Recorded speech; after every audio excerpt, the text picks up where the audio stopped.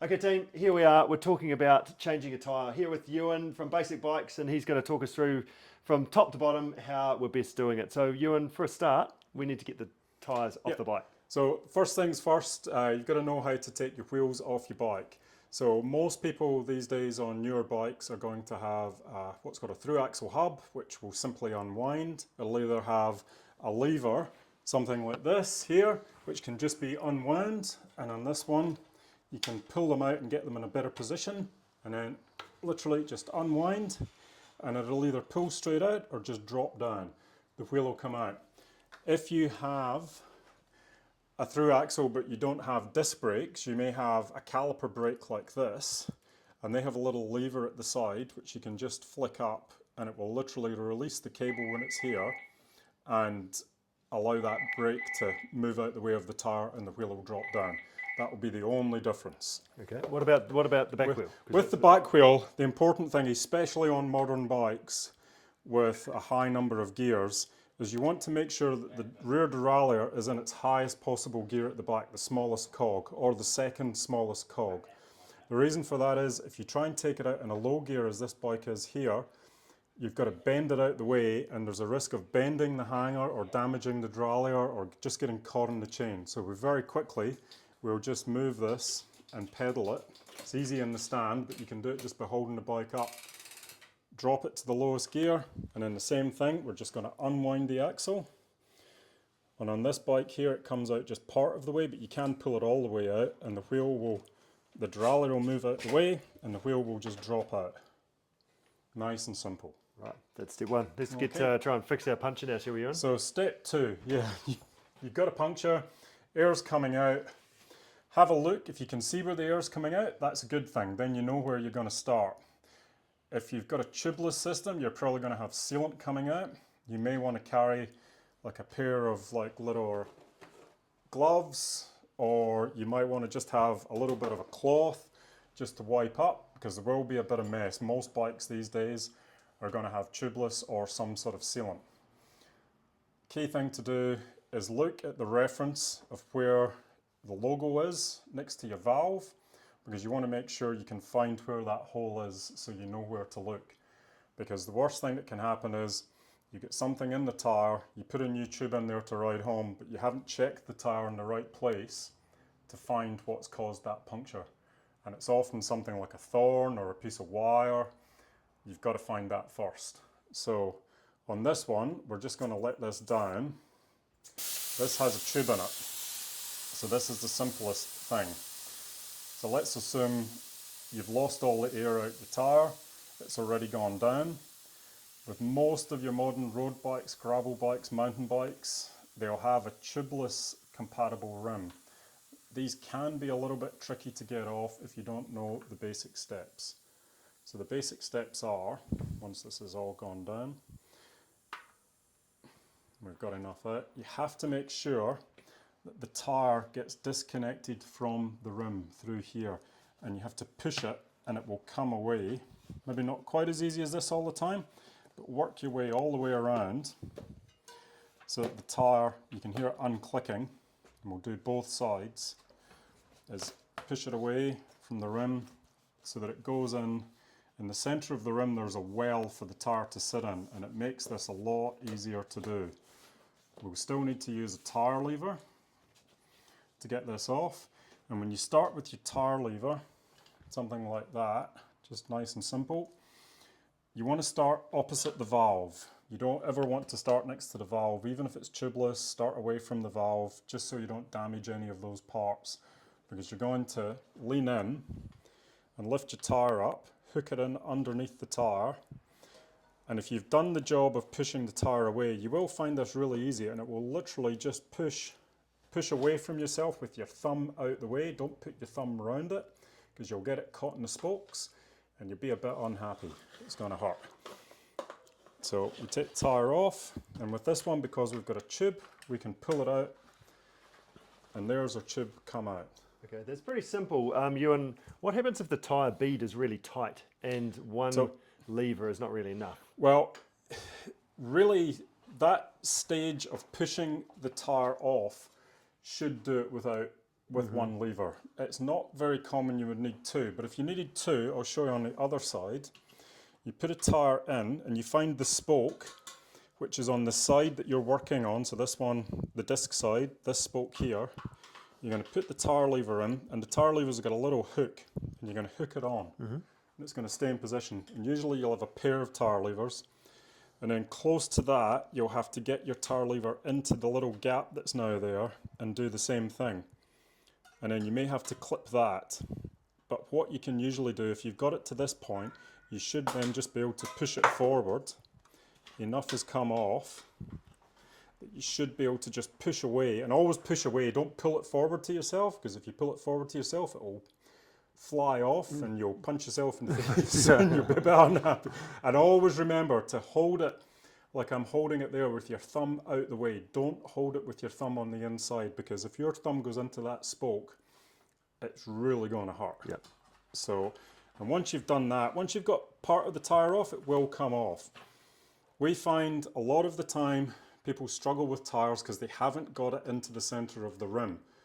And people come in and they've broken tyre levers, they've burst a brain, like a blood vessel in their head, they're struggling, they bring it to us and we just do that, and they're amazed at how easy they usually come off.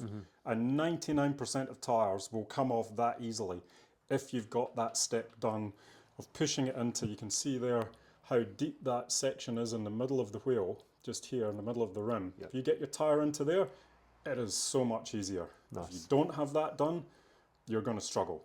Good. So, and that's the same for tubeless, tubed, mountain bike, road, pretty much everything. Right. It's a big step. We've got our tube out, and we're just going to So put a new tube in, are we? we'll put a new tube in. We're just going to use the same tube because it wasn't punctured. We're just going to do the same thing. The key thing as well is, remember, I talked about making sure that your valve and your label, you've made sure you've remembered where they are. Sometimes some tyres might have a label on either side. Make sure you've got it the right way around. So before you put your new tube in, get your tyre and get your hands on the inside and very slowly just pull it through your hands and make sure you're feeling the inside of the tyre here, that there's nothing sticking through it. Because it'll be usually a piece of thorn, a little piece of wire, or a piece of glass. Now, yes, there's a risk you're going to cut your fingers. That's why you go really slowly. You can pump up your old tube that's been punctured and see where the air's coming out. And because you know where the valve was and you know where the label was, you can then kind of have a rough estimation of where it is on the tyre that the damage has occurred. So you go around, if you find something in there, you can usually, your tyre lever or even a car key or something like that will help you push it back out, and you'll just need to like flick it out. It can be a little bit tricky. Some multi-tools might have a little plier on it. That's maybe not something everybody carries with them on the road, but usually you'll find a way of pushing whatever's in the tyre out. The other type of puncture you can get is what's called a snake bite. And that's when you've had too little pressure, and you'll see two little slits next to each other on the side of the tube. So you've not had enough pressure, you've hit something really hard, and it's pinched the tube against the rim, and that's what's caused the puncture. Usually the tyre will be okay then. So assuming that you found what's going in and what's gone into the tyre, you should be able to get that out and then get ready to refit the tyre and refit the tube. So first thing, again, line up, look at the direction of your tyre. Some tyres, especially gravel tyres, have a direction. They'll have an arrow on them somewhere and they'll tell you. Let's find the one on this one. It is, where's it gone? This one actually isn't going to show Searching it. for the But we know that this wheel is going to roll in the direction of the chevron arrows. Yes. Yep. So if you want to look at your bike, remember that your disc is on the left-hand side. You're going to find your valve hole. We always do it at the top because it's nice and easy. And then you're going to bring your tyre around till you get your label lined up with the valve hole. And then you just simply hook your tyre on. And again, making sure that most of the tyre is in the middle of that rim. I can do this without any tools. And most tyres will actually go on like that. Contrary to anything else that people might say, they usually will go on like that. So we're going to put it down. And before you put your tube in, you want to put a little bit of air in the tube so that it's got some shape. Now we're going to cheat because we have a compressor in the shop. We don't use pumps. And we can just literally put a tiny wee bit of air, and it's just enough to give the shape. Sometimes for that, I've out in the field with your pump, I've actually used just blowing some air in with your you can blow mouth. in with your mouth, Yep. or you can blow in with the pump. Just a little bit of air, just a just little to give bit, it some and then shape. close the valve so it doesn't come out. The other thing that we like to use is we often will use talcum powder and chalk on our tubes, Okay. and you can do that at home and then keep them in a Ziploc bag in your bike so that that stays on. The chalk and the talcum powder stops the two rubber surfaces sticking. Ah, okay. And it makes it much easier to fit, and it makes it much better for puncture protection, because sometimes the tube can then move out the way when it does maybe get pinched. Okay. And it really makes a difference. It makes the bike roll better.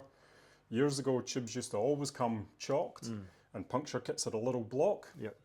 It still works. Okay. You know, it's good to know. so it's a good little tip to have. Yes. Climbing chalk, crush up some kids' crayon, you know, like play chalk, Yeah. bit of talcum powder, whatever you've got, just give it a wee coat, keep it in a Ziploc bag, and then it's going to be a lot easier to fit. Yep. You know. Good.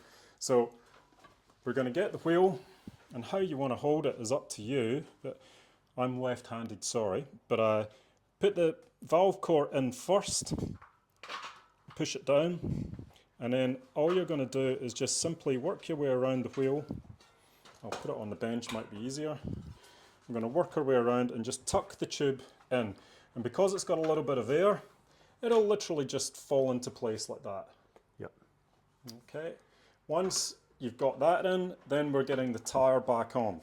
So now we're going to hook the tyre on the other side, and we're starting at the valve hole. So we work away from the valve hole, and we make sure that our tyre is all the way down into the rim. And this is getting back to the hardest part now, isn't it? Yeah, this becomes a little bit tricky. So just keep going back and pushing your tyre into the centre of the rim. And I can put this on without any tools. So that's quite loose compared to, so especially maybe road tyres or if it's a They're new about tyre. the same. Yep. Yeah. What, have you got any tricks if your tyre is really tight? If on your rim? tyre is really tight, I'll just pull this side off. So maybe you've got to this stage here and you've got a little bit left that you can't get on. You can put your tyre lever the other way around so that the hook end, this end, is onto the rim, and you make sure you're not touching the inner tube, and you can lever it over and just work your way around very slowly. When you get to the last little bit, just small sections at a time. Don't try and get the big piece all at once. It's about staying away from the tube, isn't it? And staying away from the tube, make sure you push it up. And again, this is where the chalk, the talcum powder, helps massively, because it allows it to slide out the way, and it will slide off the end of this. Yep. Makes a huge difference. And then it will just, the last piece will snap in. Nice. And the other way I've played with that is to try and create some slack in the tyre, so then it's the last part's easy as well. That's right. Do you So wanna you're quickly always show us pushing how the to do tyre down near the valve hole, Yep. making sure you're keeping the back of the tyre you've already got on and working it away from in you, the rim. Yep. Because sometimes you can work with 2 fingers or 2 thumbs Yep. and just work your way around. To give yourself some slack over here, Yes. so then you can pop it over. Yep. Yeah. Now, if you're at home and you're doing this, some people find it even easy sometimes to use a little bit of like washing up liquid soap. Okay. You can wash that off afterwards. That can help as well. That actually helps on the next stage a little bit with some tyres, because when we blow the tyre up, it's maybe, hopefully the video can pick this up, there's a little line on the tyre here, and that little line there should be visible all the way around, and then you know that the tyre is beaded and set onto the rim. Yep. Now when we pump this up, most people are going to be pumping it up by hand, so it's going to take a little while. One other thing I look to try and do is just make sure, so there's no tube either side. Yes, Actually, and just it's have a not look at that. yes, your tube isn't poking out. And again, that chalk talcum powder is an unbelievable fix for that. We show this to customers all the time, and every one of them goes out and gets either climbing chalk or talcum powder, without exception, and they all come back and say, "Oh, that was the best trick." much And easier. it is. It's such a time saver and a stress saver, because it just allows everything to move around. nothing's sticking together. Yep. Everything becomes a lot easier. Because if you blow your tyre up and your tube's bulged out a little bit here, Yes. it is effectively So going to what cause you a do punch. is when you go to pump it up, and we're just going to do this very slowly. This system here can pump the tyre up in a matter of seconds, but we're just going to put a little bit of air in here, just as if it was getting pumped by hand. And we've got just enough now, bring this back up, that the tyre's just got some shape. And this would be the stage to go around and make sure that there's no inner tube or anything poking out anywhere around the tyre. Have a look on both sides, everything looks as it should. The valve core is nice and straight.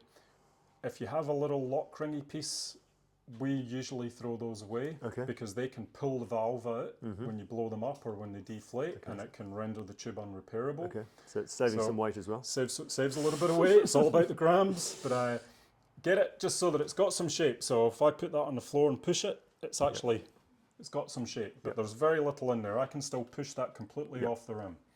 And now you can fully inflate. we can fully inflate it. So sometimes you might use a gas system. There's little electric pumps these days, which are really great and handy, or a hand pump. But it really depends what you've got with you. We really like the little electric pumps. Yes. Because the big problem with gas is that it's not very environmentally friendly, and that there's a lot of wastage. Also, you have to be very careful because when the gas goes in, it freezes. Because as the gas expands, it will freeze, and you may unwind the valve out of your tube when you go to take it off because it's all frozen together. So you've got to be careful with that. So the electric pumps, yes, they're expensive, but they're really good. You've got one. You've got one, you've got it. Yep. So I'm just going to put some air in here now. And you can hear the tyre squeezing and snapping, and that is it hooking back onto the bead of the tyre. And you can see the black line that we talked about is just there, but in this section here it's missing. So we can still put more air in this tyre, but if we were to spin this right now, and you should be doing this as well, you've got a through axle, you can spin it, this tyre will go up and down like it's got a big wobble in it. You can see that? And that's because it hasn't been seated properly yet. So in the workshop for us, we'll just put some more air in there to let it blow up. Sometimes you may have to try and push it, and the easiest way is if you can find like a wooden surface, or our benches are made out of a polypropylene chopping board. You can pull them with your hands and pull it in there. But we'll put a wee bit more air in there. And we're still only, at the moment, this gravel tyre is at 30 psi, it's rated to 60. So we'll go to 55. And at 55, we should find that now we've got the black line evenly all the way around. Check the other side. All the way around, it's popped out. And now when we spin it, there's no up and down. The tyre is now beaded and seated properly. Now you may not want to ride a tyre this size at 65 psi, or 60 psi, so we'll just let a little bit out.